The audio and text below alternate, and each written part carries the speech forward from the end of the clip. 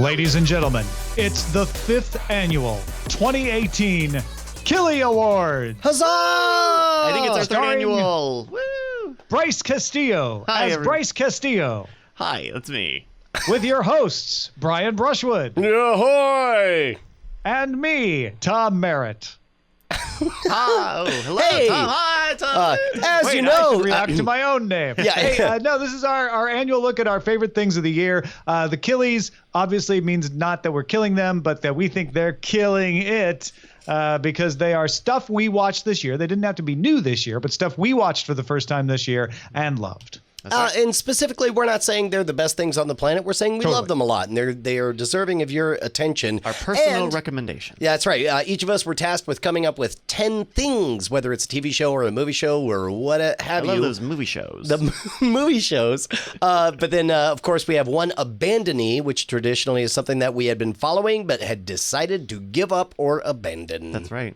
Brian, why don't you start with the your first Killie Award? My first Killie Award goes in tradition. As always, I'm going to cheat and do two. Seasons 1 and 2 of American Vandal. Yeah. That's okay. Better do than two you would seasons. expect by a million miles. American Vandal is a wonderful fractal in that you can watch the first 10 minutes of season 1 and believe, I get the joke, this is very funny. Right. And then at some point, it's still funny, but it's also interesting. At some point, you're invested and you're like, oh, wow, these people know exactly how to tell an amazing crime story that happens to be set with a ridiculous set of circumstances. And then season 1 ends. And you think, well, how are they going to top that? And then the way they do is with season 2, they start with something that straight up becomes a legit ass crime mystery. It's fantastic beyond words, like real stakes, and you find yourself really invested. It's way good, way savvy, way of the moment. Cannot recommend it enough. And it is a show that was unfortunately canceled this year. But those 2 seasons stand alone and give you, there's no lingering thread. Maybe really. that's actually a benefit where there are people who are afraid of getting into a thing. It's like there's just 2 chapters. There's things, book 1 and book 2, and you'll be done. Even if you didn't watch the first season for some reason, like you could just pick one or the other to get into if you want something really short. Yeah, in fact, my 14-year-old is right at that cusp where she might be, into it. I'll see if she goes further now. I think she would like the kind of potty humor. Yeah, well, actually, she always groans at potty humor. I think she might like season 2 in spite of the potty humor. Season 2 is very graphic with those reenactments. Well, but, yeah, all right. Yeah, fair there enough. were parts where I was watching and eating, and I was like, I should. Yeah. Well, it's different for me because I'll be watching it with a person whose butt I used to wipe. So maybe I'll be immune. Awesome. Hey, Tom, what's your first Killie? I am going to award my first Killie to the series Broadchurch, which people had recommended to me for a long time. The reason I finally got around to it is because Jodie Whittaker was cast as the Doctor in Doctor Who, and I wanted to see her play something else. And her character in Broadchurch is very different than the Doctor. It is the mother of a murdered child, so quite a bit different than Doctor Who. Despite the fact that it really has nothing to do with Doctor Who, I fell in love with it. I thought it was fantastic. I agree with most people that season 2 is not as strong as season 1. In fact, season 3 is probably even stronger than season 2 because season 2 seems to stretch what was good about season 1 a little bit. But overall, I mean, I just ate up this show. There are very few shows anymore where I really have to keep watching. I generally spread them out just for reasons of time. But Broadchurch was one where I made myself find time, and I was like, I'm watching this, and I got it done fairly quickly because of that. The execution of the mystery is good. The characters are well done and well played, and I really loved it. Can you remind me of the overall conceit of Broadchurch? Because I just realized halfway through what you were saying that I was thinking of Torchwood, which I assume is very different. Very different from Torchwood. Broadchurch has no aliens, no time travel, and it starts with the discovery of the murder of a child in a small town in England, and everyone's a suspect, and no one can understand who would have possibly wanted to murder this child or why. Huh. So it's like a mystery show, basically. It's a mystery, yeah. It's like a rollicking comedy for the whole family. Yeah, fun for the whole family. Well, Bryce, what about your next Killie? I think my first Killie has got to go to the Netflix original adaptation of Devilman Crybaby. This is a very I watched this and felt like this was a very special show. Anime, right? It's an animated. It's an anime. It is from Japan, and it is about a young man who gets possessed by a devil / the devil, and uses his devil powers for good, basically.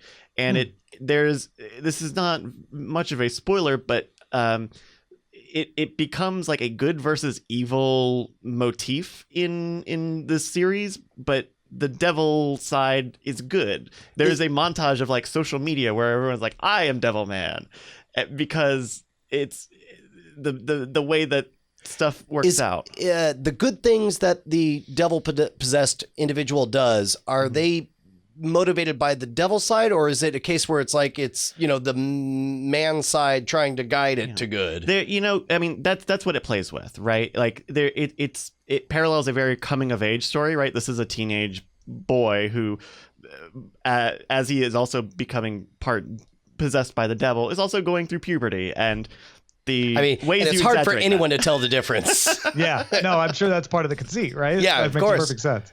But it plays with that sort of stuff. It has a really fantastic like techno / like a Italo house sort of sound, and it has a very distinctive like gross like misshapen look. Like so much of that show looks like it's like off model drawings, right? Just like kind of loose, distorted filler drawings, right? But it all plays well into kind of the themes of coming of age, your body's changing, as well as like maturing into adulthood. I would assume also your perception of reality itself changes quite literally in puberty. Yeah. So it's really fantastic, and it has an English dub and a Japanese dub with subtitles. Also, a fun fact: if you listen to the English dub, which is fine, there's a character who raps, and his raps are in Japanese on the English dub. So you kind of still get they don't have to go through this clunky thing of translating it and redoing it. They just subtitle it as it is. I am so glad that this was your first pick, because my second, it ties in perfectly with my second pick. Oh, great. Paddington 1 and 2. They're great. And the rap that doesn't happen in Paddington is also not dubbed. Technically, my pick was Paddington 2, but there's no way I can recommend the second without saying the first. They're not necessarily tied together. You can watch them in any order. But my goodness, pure joy, put onto celluloid. It's picture perfect. It's a note perfect movie. It's not gonna surprise you if you're familiar with film conceits, but it will delight you from beginning to end. I watched it in the movie theater with my whole family. We were out on a cruise in Hawaii. We ignored Hawaii to watch Paddington 2 again on the cruise ship because it was just that enchanting. It's just delightful. Yeah. In fact, probably the only reason I didn't put it on my list is I knew you would put it on your list. Well, it's a really good movie. Just a couple of weeks ago, Andrew Main from weirdthings.com. Oh, finally got around to watching it. To watching it, and like it seems like it's not just a children's movie. It is like a movie for everyone, it seems. Oh, yeah. Absolutely. Yeah, that's fantastic. Absolutely. My pick is in a similar vein. Sorry to bother you. Wait. Is that really your pick? That is my next pick, and I know it's yours too, right? Yeah. No. Right. I'm on board for that. As a matter of fact, it just dropped on Hulu, so now is your chance. If you have not seen it, do yourself a favor. Stop listening to us, because we'll be a little bit spoilery here, by which we mean all the way spoilery. You're spoilery enough. Like, if you have the chance to go in... Put it this way, folks. With this movie, if you say anything about it, it's spoilery. Correct. Right. Yeah. If you have the chance to see it not knowing a goddamn thing, now's your chance. Please go watch it right now. And if you're listening to this after the fact, justwatch.com is a really good tool for some of the stuff that's not originals, that helps you find where you can stream and download and buy all this stuff. So if it's not on Hulu anymore, justwatch.com is a good tool. Can we all just deconstruct our experiences of seeing this movie? Ooh. Sure. My experience was that at South by Southwest in March, Eileen went to see it because they were screening it there early. Came back and said, I'm not sure what I just saw, but I can't tell you anything about it because you just need to see it. It started off funny, and then I can't say anything else about it. And I was like, okay, this is a movie I have to see. And the things she would tell me are like, oh, it's set in Oakland. And Eileen and I used to live in Oakland for several years and have lots of friends who live there. And so we're like, oh, that's really cool. Like the 510 finally gets some love.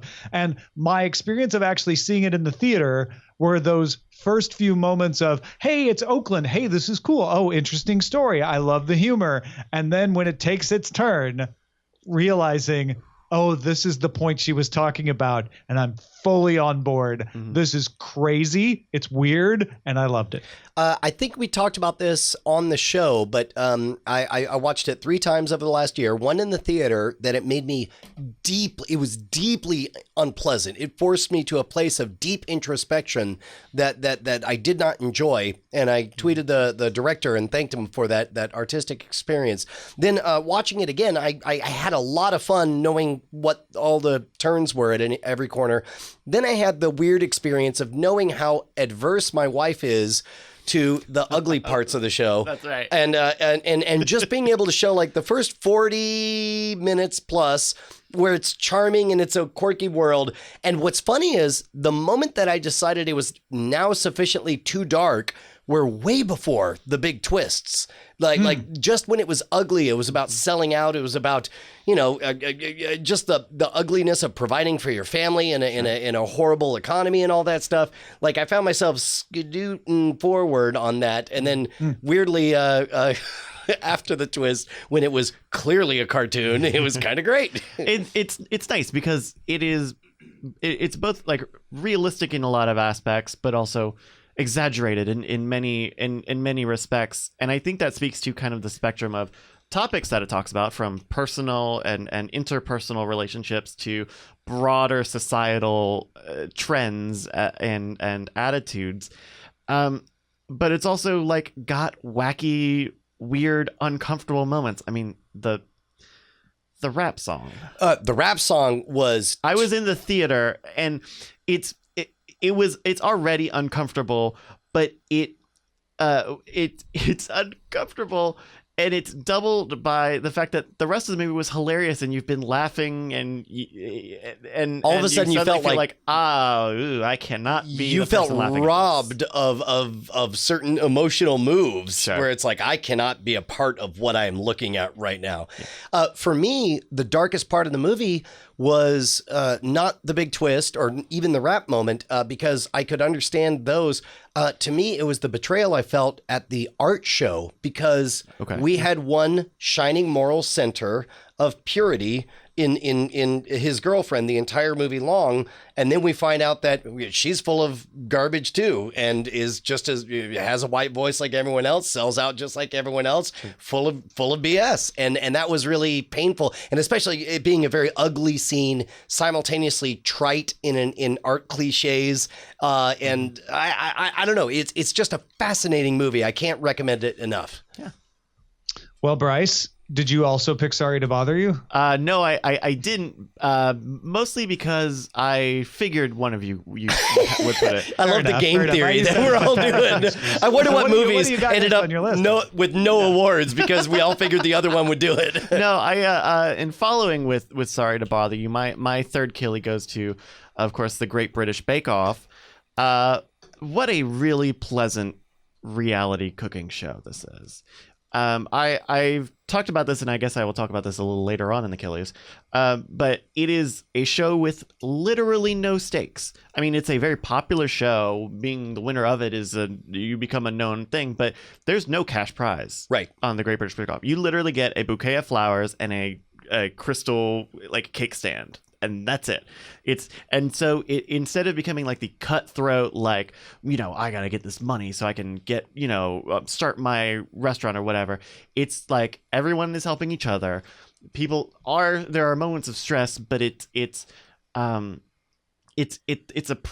proud stress, I guess is a good way to describe it. No, they're doing it for themselves and to show that they can excel, and not just get a cash infusion. It's a lot of day cookers or people who like don't cook for a living. It sounds to me, if I'm reading you correctly, it sounds honest in a format that normally is so obviously dishonest. With it's like, these stakes are, children will die unless you cook the best cooking. I don't even know if honesty is the right word. I think that's the right sentiment. I think it's emotional. It's emotionally honest, I guess. Yeah. Because if you look at like a Top Chef or something, there's invisible hands pushing people together and making decisions, where this truly does feel like people who care about showing their skills and seeing where they rank among the competitors and hopefully winning. Plus, there have been personnel changes over the years, but the seasons with Paul Hollywood and Mary Berry, they are fantastic, and the two host women, they were great, and not all of those people are on some of the new seasons. And I don't know if that stuff holds up quite as well without them. They left a network. Right. So, yeah. But even still, all that stuff is really good. And apparently Netflix picked up the U.S. rights for future seasons. So that will be where a lot of that stuff is for the Great British Bake Off. The cakes are the steaks. So keeping with my theme of insisting on picking 2 items for every 1 slot I was allotted, I have 2. One is the Polka King and the Man Who Would Be Polka King documentary. That's almost like a DVD extra if you watch the Polka King, right? Yeah, well, and of course, in that Netflix fashion, the documentary came first and the outrageous movie based on a true story came second, but don't watch them in that order. Watch the movie first and think, this is the dumbest, most outrageous comedy. There's no way this could ever, oh my God, all of this actually happened. And then when you watch the documentary and you see the characters, you're like, didn't even change the voice, didn't even change the way they talk, didn't even change the way they pronounced words. This is all 100% real. It's amazing. Well, my next one was a surprise to me as I went through and listed all of the things that I had watched this year that I knew I liked, and I knew I had to narrow it down for the Killies. Just in the process of ordering, this one kept staying in the top and staying in the top. And the reason I'm picking Deadwood for a Killie, obviously not new, is because when we watched it for Spoiler in Time, I always enjoyed and looked forward to it. And I'm not trying to say Spoiler in Time shows are a chore, but a lot of times I have to find the time like, oh, okay, I'll be watching Firefly at this time. Oh, I can squeeze in watching Dirk Gently then. Oh, I can watch Justified here.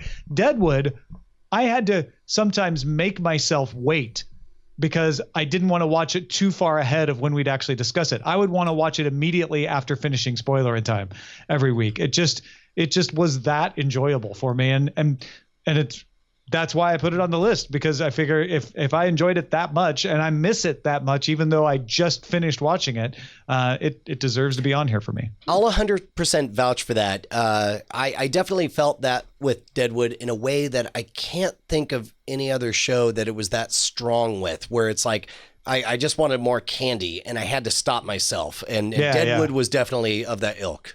Yeah, and other shows we've watched have felt a little bit like that, but it's the strength of that. Yes, correct. Right. Yeah. Look, it's crack. It gets you really, really high. It's great. Cocaine gets you high too, but crack. Yeah, but come on, crack. Are you right? And this is a Western show, basically. Yes, insofar as Shakespeare is European. I mean, it's like it's not the setting that you fall in love with. Yeah, it's not cowboys and Indians or anything like that. Oh, okay. There you go. Let's turn to your crack, Bryce. Okay. I don't know if I fell into this show this year or last, but it is definitely Last Chance U on Netflix, the documentary series following a junior college football and the talent that those schools are able to recruit, given that they are very small Midwestern towns. The first season is really fantastic because you have this really highly winning, very talented. Winningest is right, but it's not. I don't mean it as a superlative, but a very successful football program. And it follows them for 2 seasons, and then in this most recent season, it's a different school. It's a brand new coach to that school who is trying to turn around a school that has not won in decades, has gone dozens of games in a row without a win. And you get to see both kind of their different styles of coaching, and you get to follow like the characters' stories as the players really, as they're balancing football and school, and they even present the games in each episode as very condensed stories. It's very quickly just the attitudes and the movements, and not necessarily the nitty gritty of what's going on play by play. Yeah. So I think that sounds really like Friday Night Lights with less fiction, more reality. Yeah, basically. I think there's an HBO series that is very similar to this and closer to real time. But I don't remember the name. Hardball? That's not it. Hard Knocks, maybe? But it's very similar to that, I would say. So that's Last Chance U on Netflix. All right. My next slot, I only did as a service to you all because I knew none of you would do it because you would all assume I was going to do it. It's only the greatest cinematic storytelling event in the comic book universe, Avengers Infinity War. Just note perfect, beginning to end. Watched it 3 times the week it came out. I only wish I could see it from the perspective of somebody who doesn't know all of the Marvel universe, so I could know outside of my subjective bubble whether or not it's just perfect. But it is. I have to say, I agree with you. The day I came out of the theater, I find myself thinking about it less than I did the first Avengers or Guardians or even Spider-Man. I forgot about this movie. When coming to this list, I did not clear the way for you. I forgot that I watched Avengers this year. Okay. But it is good. It's good. I think the reason I have this is because it's not finished. I think in my head, I'm still on pause. I'm waiting for next year Endgame. Will be big for because it's Endgame. not like I disagree with anything you said, and I'm super excited for Endgame. But I don't think about it the way I've thought about some of the other Marvel movies. If I'm going to make a case for it belonging as extraordinary, it would be the surprise, spoilers, that the bad guy is revealed to be the protagonist in pretty much the last 10 minutes. And that's pretty precious, surprising, and wonderful in a world of billion-dollar blockbusters. And I thought that was a pretty cool trick for a major studio like Disney to pull off. Yeah, I mean, it's definitely like a big plate spinning act to get. I mean, it's the culmination of these various phases of the cinematic Right, and universe. when you think about it in that ways, as a 15-year long con, that's pretty extraordinary. No, it really is. Yeah. My next Killy goes to Alfonso Cuarón's Roma, which I think may be one of the better movies I've ever seen. Wow. It is difficult for me to explain, and I'll leave you to watch my fumbling attempts on last week's Cordkillers to really understand where my head's at with it. But I just feel like it's the kind of story I shouldn't tell you anything about, not because it's surprising, not because it has a twist. It doesn't. But just because you would be doing us a service to not give us any lens to go into it, viewing it through. Don't think you're going to get a kind of movie because it is by Cuarón or because it's black and white or because it's about rich versus poor, which it kind of is, because you'd be wrong. I was wrong, at least, in every preconception I had about it, and it just dazzled me. In the broad strokes, talking this is a drama. This is it's a real life story. Okay, it's not based on an actual story, but it is the kind, it's a story drawn from the pages of real life in a neighborhood called Roma in Mexico City in the I think early 70s is when it's set. Okay, very cool. Roma, that's on Netflix. Mm-hmm. I have a pick, and it has a asterisk. It got a new season this year. It is the Netflix adaptation of Castlevania, directed by or executive produced by Adi Shankar, I believe. Season 1 is fantastic. See, Eddie, is that the same guy that does that did the Marvel shorts? Mm-hmm. Oh my God, I didn't realize it was the same guy. That's amazing. Yeah, I will tell you about the first episode because it doesn't directly lead into the other episodes, but it is a full episode completely justifying and humanizing Dracula, the Dracula, and giving you a very good reason why he should bring hell on Earth and destroy humanity. That's the best. That's the best, is when you have a bad guy that you're 90% on the same page with, and it's only that last 10% or 10% that you're like, Right. eh. And that last 10% is only, hey, you're human. You should want humanity to not die. Right. At least I think. Maybe I'm pessimistic, but the rest of it tells a really interesting story of Trevor Belmont, who the clan that people would know from the video games of vampire hunters, and his attempts with his sidekicks to try to stop Dracula and stop the demonic war. And what season 2 does really well is it opens up a lot of the storytelling in revealing that if you were Dracula and you decided, I'm going to wage war against humanity, it reminds you that war is a word in that sentence. And you suddenly get a very like Game of Thronesy, like politicking on the vampire side. A reminder that you don't have unlimited resources, Right. and that you have to marshal forces, you have to strike agreements, you have to have agreements to betray agreements, and so on. Right. And so that sets up some interesting ideas for season 3. I will say, and this is my asterisk, is that you probably don't need to watch the last episode in season 2. It is pretty bad. Oh, really? It is a big stinker. It is about 40 minutes of setting up season Wow. 3, and it is bad. It must is have been a capably really bad. good series for you to still give it a killie when you hate the last episode It's that much. awful. I think that last episode will be useful, maybe, when there's a season 3, but it's literally all like place setting for season 3, and it's all like very obvious things. Like, obviously this character is here. This is obviously what they're gonna do.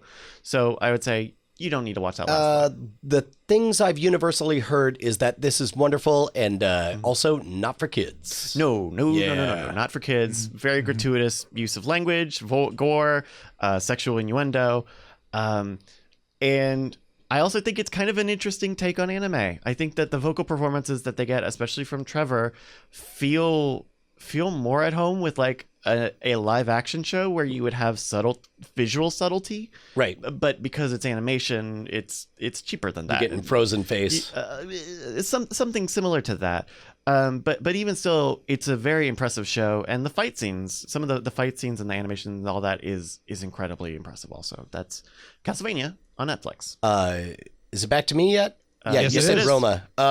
Dude, one of my favorite things is going back over the year and watching what I watched, and then realizing, oh my God, I forgot how much I enjoyed that. Freaking Cobra Kai was a blast. Oh yeah. You know what? Let me make it a 2-for-1. Watch Karate Kid, and then watch Cobra Kai. Watch the prequel, then watch the series. I will say you don't need. I don't know that you. Because I watched some of Cobra Kai, and I figured it out. Yeah. Figured it out. Yeah. Well, and of course, I guess it's the having watched the original or having any kind of a nostalgia for the original movie is the MSG to it. It's not necessary to appreciating the meal, but boy, does it ever enhance it. It really makes it something special, especially as they say in the show, how they flip the script and take what was a bad guy and make him the protagonist that you actually care about. It was a lot of fun, and I'm so thrilled that there's going to be more of it incoming. Yeah, and I'll say that show is not super heavy, or rather, like you were talking it up, and I wanted to be able to experience at least a lot of it, and so I watched a lot of it out of order just to kind of see the big moments, and that also equally felt fine. Yeah. Like it's not a big Game of Thrones drama thing. It's a serialized sort of. To be honest, if there hadn't been a movie planted through a time capsule back in the early 80s, this might read as a CW show, like a Riverdale or something. Yeah. But given what it is and who shows up for it, it's if you're my age and remember that movie, then it's pretty great. Yeah. There you go. My next killie goes to New Legends of Monkey on Netflix. This is the show that I talked about where a god is woken back up, the monkey king, I guess, and kind of doesn't remember exactly what was going on or have all of his powers. Like, he can't fly in his cloud, and he is being pursued by demons. And our main protagonist pretends to be a monk to help him out, even though she's not, and she's also hidden to be a boy. It's silly. and campy and cheesy and a remake of a series that is beloved in Australia that I've never seen, and I still enjoyed it. The external evidence that taught me how much I must have enjoyed it is every time it comes up in Netflix as a recommended, I get really excited that there are new episodes until I realize it's just, saying, hey, you could watch it again if you want. The ones you had just seen. Now, So- is this you're talking about like kind of the story of the monkey god. Is this a C drama, like an Asian drama, or? It was originally the one that was popular in Australia was made in, I want to say China, but maybe it was Hong Kong or Taiwan. But it was made by outside of Australia and became popular in Australia. This one is being made with an Australian cast. Oh, okay. But sort of redoing that story. Interesting. Yeah. And that's a Netflix original? It is. I believe it's one of those things where it might be on another network in Australia, but everywhere else it's Netflix. Co-product. Okay, very cool. I have got a pick, and it's not a Netflix pick, but it came out rather recently, and I think it was stunning for a lot of reasons, and that is the Amazon original Counterpart, the adaptation of the podcast Counterpart. Homecoming Counterpart? Homecoming. He wrote Counterpart. I had the same mix up in my mind. If it makes you feel any better, and I'm so glad you said podcast, because otherwise that was going to get real confusing really fast. Especially because I'm not watching Counterpart. Oh yeah, this season. Homecoming. On Oh, with Julia Roberts. Directed by Sam. Not Sam Raimi. Sam Esmail. Sam Esmail. Sam Raimi's Homecoming would be amazing. Sam Esmail, with a bunch of Sam zinger Raimi. one-liners. He's like, "You just got assimilated back into society." This is a really fantastic mystery / conspiratorial series about a woman who is working at a facility called Homecoming, which is meant to sort of treat veterans and soldiers returning home from foreign wars, and to assimilate them back into everyday life. And as you watch, you begin to develop questions and see things that are questionable, and over the season learn more about what happened. That's part of the mystery, is like, hey, something happened, what happened, and working your way from both ends to the thing that happens. But I also think that the end of the season sets up a very interesting plot device for a follow-up season. And my understanding is, if you are a fan of Homecoming, the podcast, this script does and will continue to diverge from the story of the podcast, so you could enjoy both. It's really great, and it's beautiful. The Man, beyond words, the gorgeous. cinematography and the set design is just amazing. Directorial choices. In fact, Brandt was saying that he noticed that the way they do the credits was something he was aiming to do in early episodes of The Modern Rogue, Right. where it's like everything ends, but it just sort of lingers for credits to come up. I have a question. If you're spoiler adverse and listening right now, probably for safety, just jump forward. But I suspect that there's, and again, this is not a spoiler of what happens, but a spoiler of what doesn't happen. Okay. I suspect that I would have enjoyed it more and faster if somebody had told me there will never be a shootout. Right. Don't wait for a shootout or some kind of army or whatever. There's not a big shootout action. I can think of an action sequence, and it's not very actiony. Right. It is not that type of mystery. It is a very cerebral, rather slower paced story that sort of feeds out stuff to you. But equally, they're only 30-minute episodes. Right. So you kind of balance that sort of pacing. But it's not a big action sort of shoot 'em up mystery. So that's Homecoming. Brian. Oh, back to me already? Back to you. Man, it's going fast. Okay, all right. Look, go ahead. Get ready to write. Cordkillers@gmail.com. I'm going to say it. I'm not rating this on artistic merit. I'm not rating this on quality of storytelling. I'm not going to rate this on coherence of narrative or execution or box office or anything. It's a great sell. I'm going to tell you flat out that I'm pretty sure, upon deep introspection and reflection, that Solo was the most fun I've had at a Star Wars movie since Jedi. My goodness. I can't think of anything that I had more fun at than Solo. And it could be because my expectations were very low. So low. No, I'm not taking it. They were so low. I already used that joke once, or maybe once per podcast. But it reminded me of what I really enjoyed about reading the extended universe novels in the mid-90s. There were no stakes. When there's no expectations, there's no stakes. And as a result, you just have a fun ride. And I thought for what it was a really, really fun ride. And I'm surprised to realize that that's how I feel. You know, I saw it, and I'm someone who does not have a very deep understanding of Star Wars. I think if you knew nothing about Star Wars, you might really, really like Solo. Yeah. I think if you know, I'd agree with that. If you know nothing, because I know like the Mimi stuff, and I get like, oh, the parsecs, whatever. Like, and that stuff felt heavy-handed because I don't have love for it, but I do know it, so I'm very aware that it's a reference that is not precious to me. And specifically for me, it was fun to not have any baggage. It wasn't important if it was good or not. Like we'd already been through Rogue One. We'd already, and the other trilogy is the one that's quote unquote important. This one's not important, and as a result, it was a lot of fun. Mm-mm. There you go, Solo. Yeah, let's give him a hand. A hand. You really landoed that recommendation. Hey, stop Chewbaccaing up the scenery, man. Let's go. My next Killy goes as a Lifetime Killy Achievement Award. It did have new episodes this year, so it technically qualifies. But I want to recognize Bob's Burgers for its service to me. Mondays are enjoyable days, but they are long days. I do Daily Tech headlines in the morning. I do Daily Tech news show in the middle. I do Cordkillers and Spoiler in Time at the end. And when I'm done, I like to just sit down and relax and watch something enjoyable. And Bob's Burgers is always there when it's had a Sunday episode for me on Hulu. And I think it's its 9th season now. Yeah. And it's just always fun. It's always exactly what I need. It makes me laugh. I love all the characters. It doesn't have a story arc of any kind that I really have to keep track of. And it's funny. I'll be honest.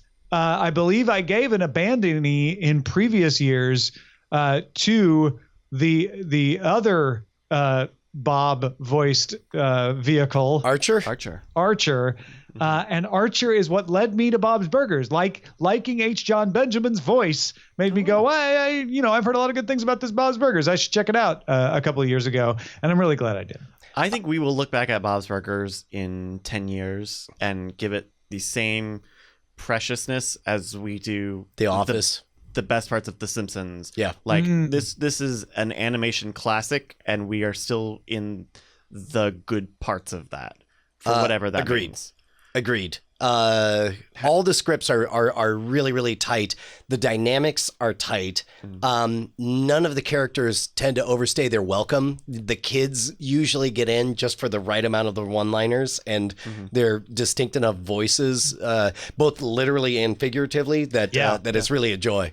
And like it is a deep understanding of what like family cartoon comedies have been, and knows when to like get to the next thing or to subvert those expectations, right? Yeah. When you can start to see them set up a premise of like, oh, we're going to be doing this, and then they'll immediately be like, oh, that's not what we're doing at all, and we don't know what we're doing next. Right. And that's great because that's new ideas, and it feels like fresh blood in what could be very formulaic. Right. At this point should be stale, and to me it's not.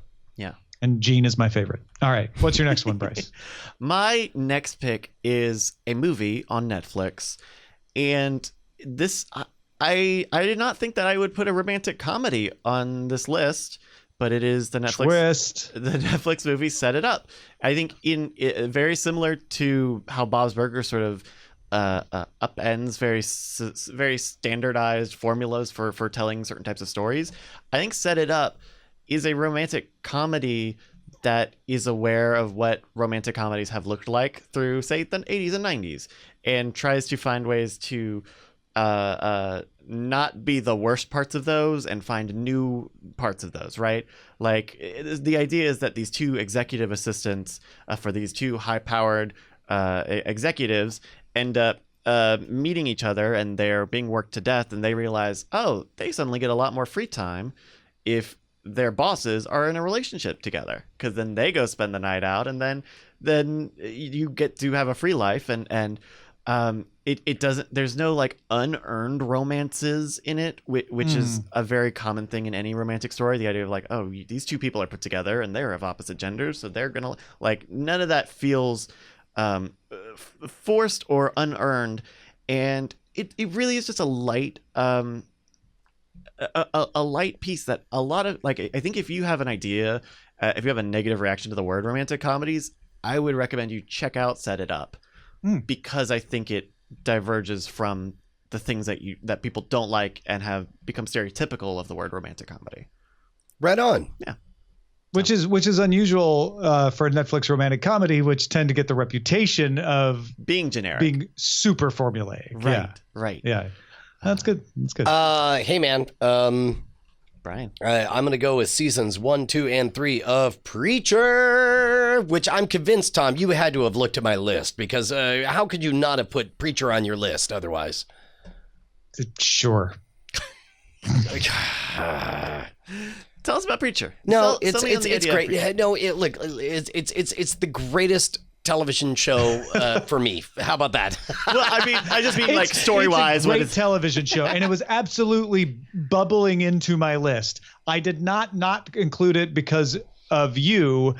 I don't love it quite as much as you, and in my third season, I'm just not feeling it in my gut as much. Okay, intellectually, right. I know everything you say is right, and it is an amazing show. Fair enough. We've talked about this before. They're masters of the perfect magic trick. They somehow continuously fool you over and over and over again by distracting you with all of their classic misdirections, like extraordinary set pieces, incredible directing, awesome scripting, characters to beat the band. That's a phrase the kids use.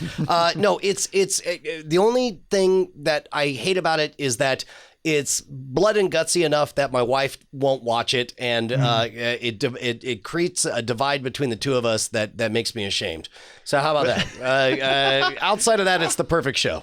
It is a brilliant show, and honestly, maybe if Eileen was into it, I would be feeling it more too. Like, it's a great point, because she also is like, nah, not my thing. You know, it's all right. So, yeah, fair enough. But the basic elevator pitch is what, a bad Preacher? Yeah, you know what? Doesn't even matter. Just watch it. like freaking dude, Preacher, God's the character, Devil's the character, Adolf Hitler's the character. I mean, they make you almost want to like Adolf Hitler. That's the pitch. Yeah, no, there's an unironic point where you're probably like, you're rooting Dracula, for Hitler. Okay. Yeah, where you're like catching yourself like, I really shouldn't feel this way. Should I? This is wrong. Yeah. All right. Tom? My next one is going to go to the Chinese television show Legend of Fuyao, which is on the Viki app from Rakuten, and is probably not the best of what is called the wuxia, the sort of the Chinese martial arts fantasy series out there. But it was my introduction into that genre. And it stars one of the best Chinese television stars, Yang Mi, as Fuyao, a young woman in a small town. And the plot's going to sound very predictable, right? She's like, finds out that she's got skills that she didn't know and a secret past, and she meets this prince named Wuji who is sparring with her and realizes that she's got natural talent, and so she makes her way into a competition and then wins the competition and then makes her way up to the emperor's throne or the king's throne, and it's just fun. It is probably not as good as another series called Eternal Love, which is on Netflix, which also stars Yang Mi, but the CG is better because it's newer, and the fight scenes are better. And it's a great introduction if you just want something different. If you're like, yeah, I want fantasy, I want kings and battles, and great storylines, but I want it to be different. I want to subvert all of my expectations of what I've learned to expect. The Game of Thrones smashes with a hammer. Try Legend of Fuyao. It's going to give you an entirely different perspective on that kind of genre series. Yeah, and that's on Viki, Viki, the Is it VIK or 2Ks? I can't remember. Yeah, I think it's 1K because that's how my mom spells it. All right, I got a pick here. Yep. I fell in love with a Canadian show this year too, actually, but this is the one that's on my list, called Schitt's Creek, and it is very similar concept-wise to Arrested Development. A rich family gets busted by the feds and have to go and live at the town that they bought on a whim, the town of Schitt's Creek, as a joke gift for the son, and they have to, make a life in, a very small rural town. But they're, very kind of socialite, highfalutin folks. And what I like about it is, I think keeping with comparing it to like an Arrested Development, where every character is awful in various ways. In Schitt's Creek, every character really has their own strengths, and the show does try to show every character as like dumb, for lack of a better word. It tries to show off the ways in which trapped in their own bubble, or where they need to kind of realize they need to come back down to earth, and equally none of the characters are lost causes, and all of them have their own strengths that they really do have earned and can demonstrate. Is it a comedy like Arrested Development? It is. It's a single camera comedy. So they're setting up bits and recurring gags and all that stuff. Yeah, not as many recurring gags. It's not not as nested as Arrested Development, right? But it is semi serialized, but it's a comedy show, so you don't necessarily need to watch it in order, though you probably would. It's really fantastic, and I don't know. I think this is mostly going to be for me, but I think David, the son character, is I believe he's pansexual, and he's got kind of effeminate qualities, and so for me it's fun to see a character like that get represented, and not in a cheesy or jokey way, or even a heavy-handed way, and I assume not as a punchline or right. Right. And so that's a very fun thing for me. The father, oh man, I've forgotten his name now. I'm gonna look it up very quickly before I say the end of the sentence. The father is the Eugene Levy. Oh yeah, and the son is actually his son, Dan Levy. His real son. It's his real son. Oh, that's fantastic. Who are both? I think they're both creators on the show. So they look alike because of that, and it's great. What's funny is how quickly the words Eugene Levy just totally reset all of this in my mind. I have a very different picture of what it's like all of a sudden. Yeah. That's fantastic. And Catherine O'Hara is the mom. That's right. So that's Schitt's Creek. And it's on Netflix now, but it's a Canadian show, so it might move around. Super. Hey man, quick shout out to Cupcake and Dino. General Services? Yeah, that's right. Dude, it's to be honest, I'm gonna be honest, I haven't even finished the first season because Really?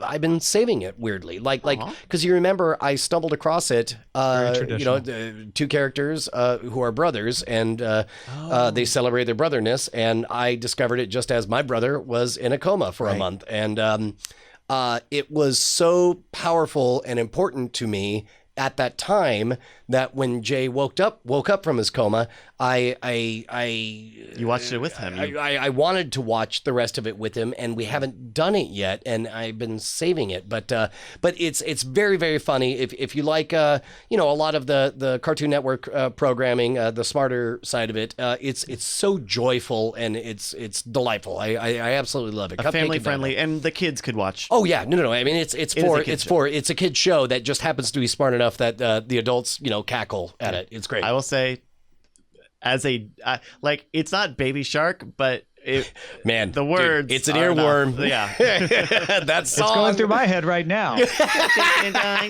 Cupcake and Dino. General Services.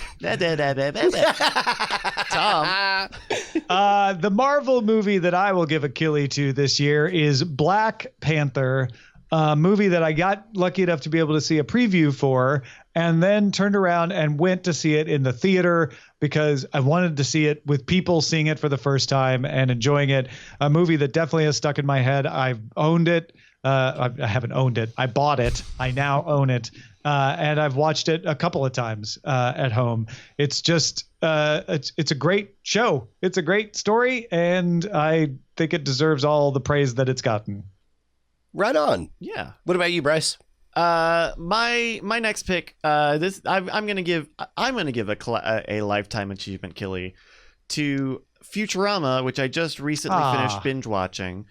I have to say, I was someone who the first 3 seasons that they made before they were canceled from Fox are I believe pitch perfect classic comedy cartoons. Incredibly well written, very well animated. A fantastic use of early 2D and 3D compositing as for animation. Yeah, it wasn't overstated. Like at the time, it was really easy for people to go overboard, but they really didn't. They did the proper cell shading, and it felt it felt more rotoscoped at the time. Right, and for being early 2000s, it was probably more expensive than it is today. And so I made myself kind of go back and rewatch it because I thought the movies were okay, and I had never really found myself liking any of the new seasons that had come out. And to my surprise, I liked them more than I thought I would. I really thought I would just kind of hate them, but they do manage to hold up as good as a good show. It becomes a little more topical and a little more today than maybe the previous seasons had been. It kind of does that thing that any show that's long in the tooth is, where it starts to dive deep into characters who we don't need to be diving deep into, or right, calling back characters when. Let's finally find out. Tell me, do they actually do like a backstory on the janitor guy? No, you know what? Scruffy, he's the one guy. Don't, but there are a number. You get of more characters. depth on Scruffy, but I don't think there's a whole episode about him, is there? No, I don't think there's a whole episode about him. But there's a love story though. Is that? Oh, he's got like a B plot. Yeah. But any show that goes too long stops making new characters and starts just kind of seeing what strings attached. And because they're looking for an episode and they think, why not Zoidberg?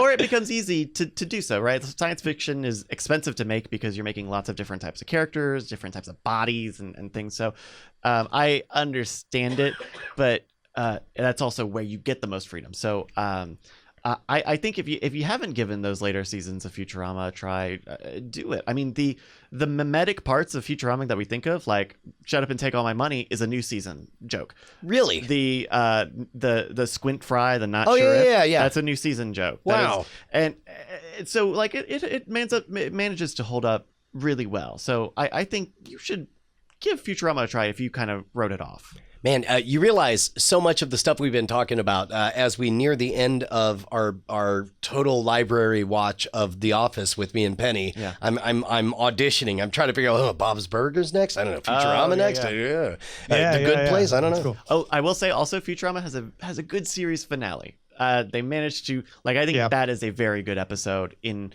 a show that kind of lost the plot in being science fiction or conceptual. Tom, what about you?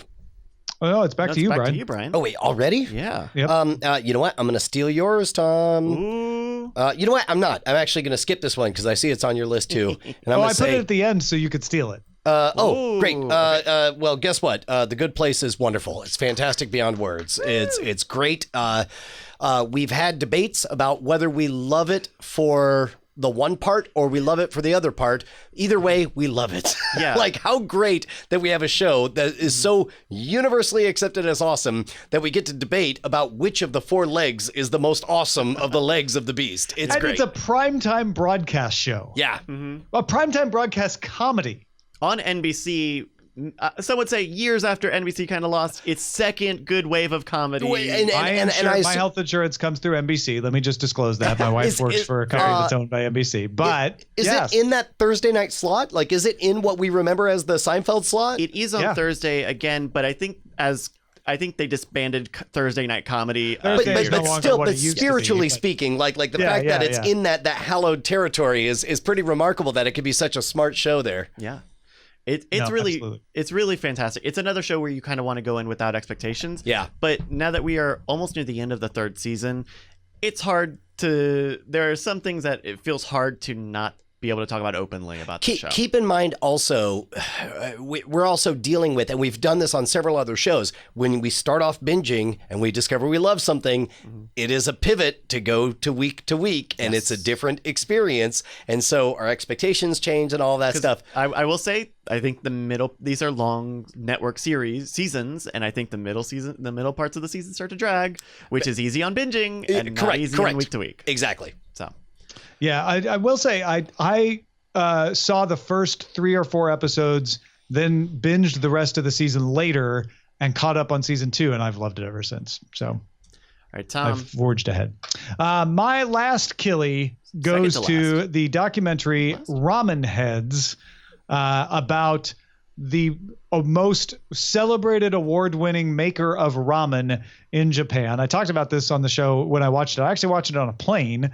You can get it on Hoopla in the US, which is a streaming service tied to libraries. So with your library card, you can check it out. Oh, yeah. It's also available for rental if you want to drop a few bucks and just rent it from like iTunes or someplace like that. I think Netflix either recently had it or might have it. They might have had it. It Just Watch does not show it. I see. As being available on Netflix right now. But it's a delightful story because it's not just about the person who's the subject, but also about his friends who are also highly respected ramen makers and what their differences are and how they make ramen. So you get educated on the different kinds of ramen without even realizing it. It's just a delicious documentary. How would you parallel it to, or does it? How does it compare to something in a very similar vein, like Jiro Dreams of Sushi, which is? I thought it was going to be more like that, Right. but in fact, it's more about the food and the scene as told through telling the story of the main subject. Whereas Hiro Dreams of Sushi really feels like, or Jiro feels like it's about him. Right. It's a character. And his relationship with the food. I see. Very nice. I got a pick here. This is my pour it out pick. It is a concluded show on Netflix. It is called Love. It stars Paul Rust and Gillian Jacobs, who you might remember from Community. And it's a fantastic romantic comedy series, directed and created by what's his name, Judd Apatow. It is about two people who are both pretty not great in their own ways. Gus, the male lead, is kind of he's kind of a jerk in a lot of ways, in that he's sort of uppity and judgmental, whereas Jacobs's character is really go with the flow, kind of loosey goosey and non-committal. And over the arc of the entire series, you see them come to terms with the things that are not great about themselves. You see them, how they handle success, both professional and personal. You see them deal with interpersonal drama. And I think what you end up with is a really good love story. Like a love story that feels realistic, that features real problems and problems that are not just tackled by saying friendship will conquer all, because that's not really how you solve or deal with your own personality. You recognize who you are and you try to be a better person, and you see how these two people try to do that. And I think that's really nice, and I think it has a very good ending, a good series finale. So that is Love on Netflix. Right on. Brian, do you have one more? I do have one more, but technically this will put me at 11. But I'm gonna pretend that The Good Place was Tom's pick. Sure, that's fair. And I'm gonna say that. In fact, I'm gonna preemptively say that when Tom sees it, he will agree that Spider-Man Into the Spider-Verse is one of the greatest comic book movies. Full stop. Certainly one of the greatest comic book animated movies of all time. Yeah. Joy beyond words. Just laughing and crying with joy, walking out of the theater, turn around, bought another I kept so I was able to see it with two of the daughters. Here's the other thing. It's PG, yes. Not PG-13. Right. Doesn't have to dip into adult territory or whatever. It's pure PG. I was able to watch it with my 6-year-old and my 14-year-old and me at 43. loved it beyond words. And then I bought another ticket for me, my 11-year-old, and my wife, and loved it again, second time in a row. It's Tom, I cannot wait for you to call me after you've seen this. It's so great. Awesome. I know that I'm going to pretend that I didn't just speak for you on your opinion for a movie. Sorry to bother you. Was Brian's pick actually? Oh, okay.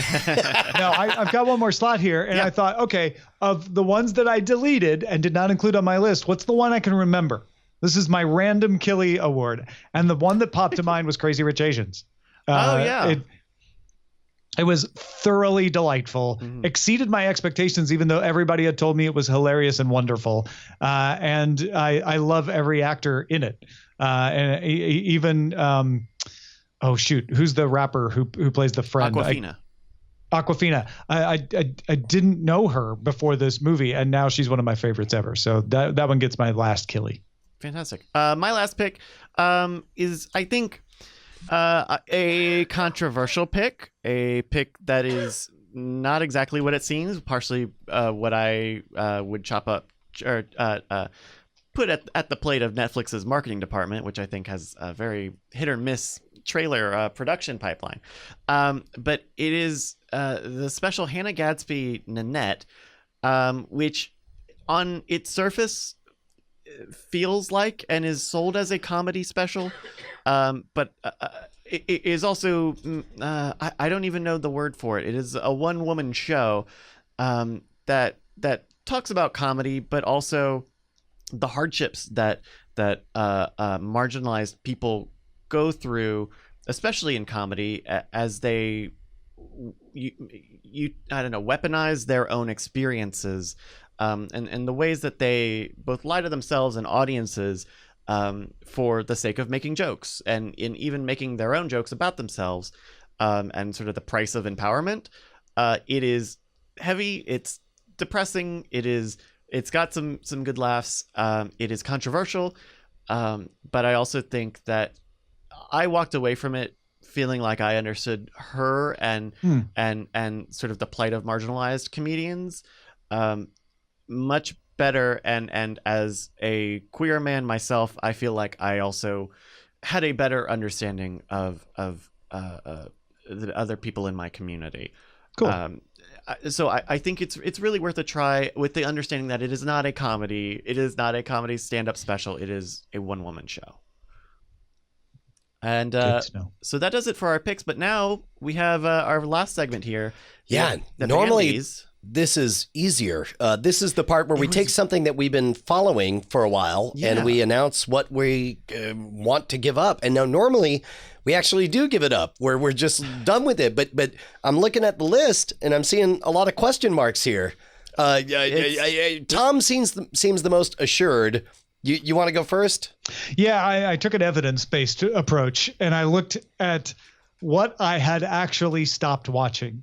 And not like, oh, I stopped watching, but I'll pick it back up. But one that I continually look at on my list of things to watch in TV time, and don't even think, oh, I should probably watch that. And I don't want to admit it, but Venture Brothers this season is that show. Now, is it the fatigue of it being a seventh season and over a decade adventure, and you're like adventure, and you're just sort of out of steam, or is it this particular season wasn't doing it for you? I was very excited for it to come back because it had been gone for a while. I watched the first few episodes of the season every week as they came out, and then I didn't. Wow. Then I was 2 weeks and I watched one, and then it was 3 weeks and I watched one, and then I haven't watched the last 5. So, and I can't put my finger on one thing. It just stopped being compelling, and I can't say that they did anything wrong, but they didn't do anything right. It was 2 years between this season and the previous season, which had 3 years between those previous seasons, which were 3 years between those previous seasons. So you have to be hanging on because all of these Adult Swim shows have very long production times. Do you think that is a part of it? Like, you have outgrown it, or maybe? Yeah. It's hard to say. I like that they tried something new, but maybe it was too new, or maybe it was new location but same jokes. It doesn't have that compelling surprise to it for me.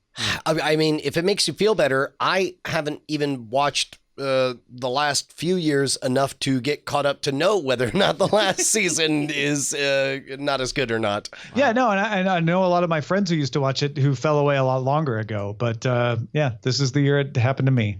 All right, look, if we're just gonna eat the shock and horror of the audience, then I'll go ahead and take it right now. Sure. And understand, this is not a full-on Abandie. I'm not done. Capital Yeah, D. this is an interesting D-O-N-E. This is an asterisk Abandie. This is me looking at everything that I watched this last year and asking myself honestly, what am I least excited about going back to? Mm-hmm. And if I was given the homework of rewatching anything I've watched this year, I think last place would be Better Call Saul, because every time as I went through the year and I was like, and I watched Better Call Saul and I was like, what happened that episode? I was like, I don't know, some crap, nothing advanced, some crap, nothing advanced, some crap, nothing advanced, some crap, nothing advanced. Nothing happened this season. I can't think of a single thing that advanced any of the plot lines in this season. It is it's transitional in the way that Jimmy's character is transitioning through the thing that happens in the beginning of the season, but that becomes a very subtle sort of mental change, not necessarily outward facing. And it's I think last year I gave it to Westworld, and of course I'm going to still watch Westworld when it comes back. But now Better Call Saul has entered that category of feels like homework, like Westworld, and I'd hate to admit that. And actually, last year your Abandie was American Gods. That was a hard Abandie. That was 3 episodes in, and I was like, I think I have homework to do. but in the spirit of our middling excitement for Westworld, Better Call Saul is feeling much more tedious than I would like it to. Okay.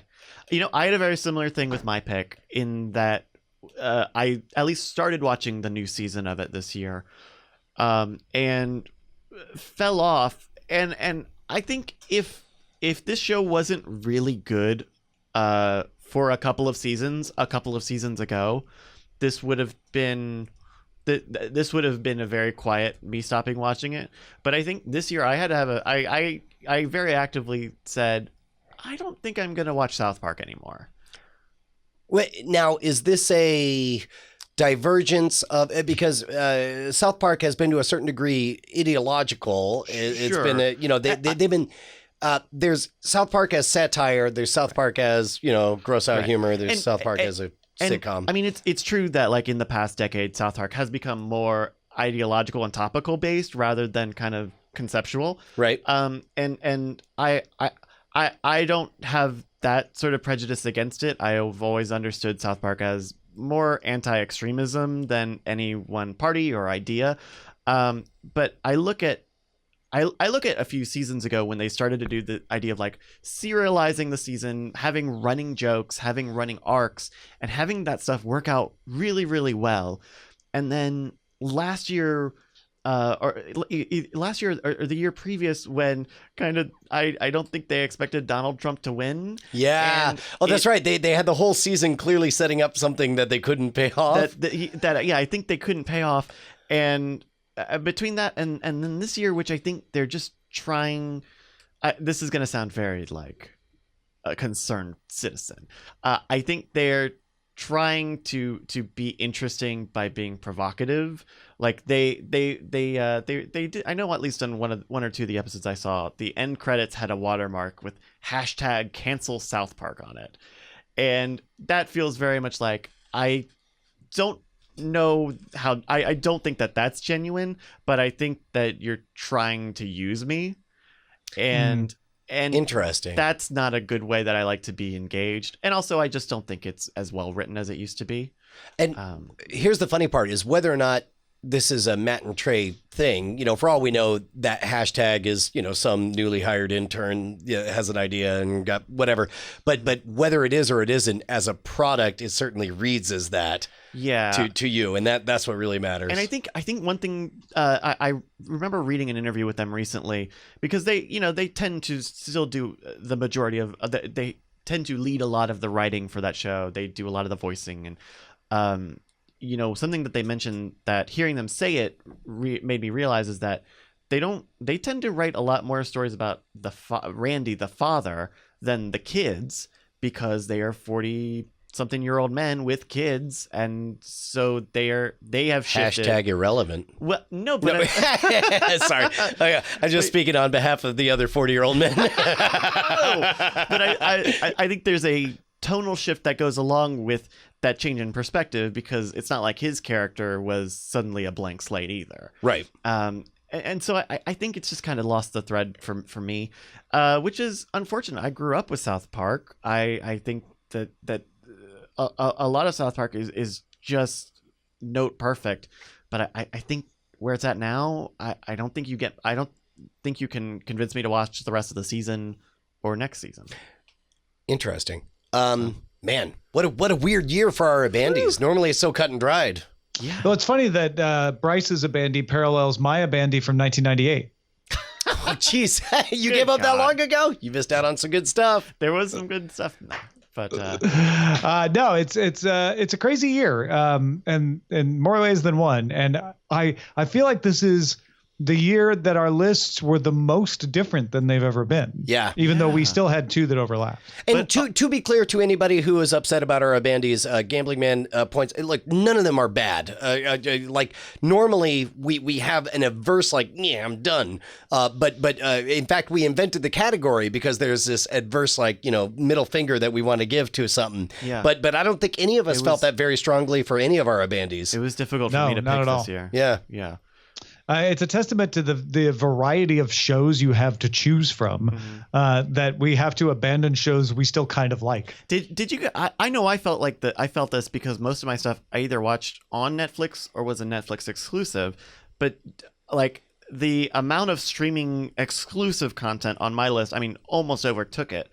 How do you guys feel about that? Because I know you guys went a little more movies and maybe a little more varied on that. I mean, I would say part of the reason that I did so many movies is because I think movies is the last traditional mainstream way I consume any of that stuff. I think everything else is streaming or originals or YouTube videos or et cetera, et cetera. I mean, there are things we didn't mention just because they're boring. It's like I still love Red Letter Media's Half of the Bag and so on and so on. There are only two movies on my list that I saw in the theater. Yeah. Oh, wild. The other movies I saw either on demand or streaming. But meanwhile, you saw a lot of movies in the theater because you went and saw a bunch of screeners, right? Yeah. Wild. Yeah. I mean, as far as TV shows go, Brian, you only had one that was on cable TV and you still streamed it. That was Preacher. Yep. Everything else was streaming based. Yeah. Unless you count Good Place. Yeah. And The Good Place, I guess. True. It's interesting. I mean, it was last year that Netflix was saying that they were going to flood the market, and I know they did. They did it as well as they flooded your cell phone with notifications, and then flooded your Twitter feed with mockery. Oh my god! Every time I would see the notification that someone liked it, because their comment takes up like 8 lines. Yeah, it would fill up my notification feed because it was so large. Oh my goodness. Hey, thank you guys so very much for joining us for the Killies. It's been a long one this year. It's been a robust because we had more divergent things we're excited about. We actually hit an hour this year. Yeah, I think normally we end up rushing because this is like a 10-hour day of podcasting, but ironically, our tech difficulties kind of allowed us to power through this. Worked out good. Yeah. Worked out very well. The Killies are brought to you by Cordkillers at patreon.com/Cordkillers. Look for a new Cordkillers after the 1st of January. Hey, thank you guys so very much for joining us. If you want to write us with anything that has you fired up, either pro or con, hit us up at cordkillers@gmail.com. That's right. That was all. That was all. It's a hell of a sign off. That's Walter Cronkite used to say that, right? He used to grab his ear, shake, and then salute and say, "That was all." He would grab his ear and shake. Yeah. Okay. That was a Carol Burnett. Oh no, thing. I know. Yeah, okay. I know.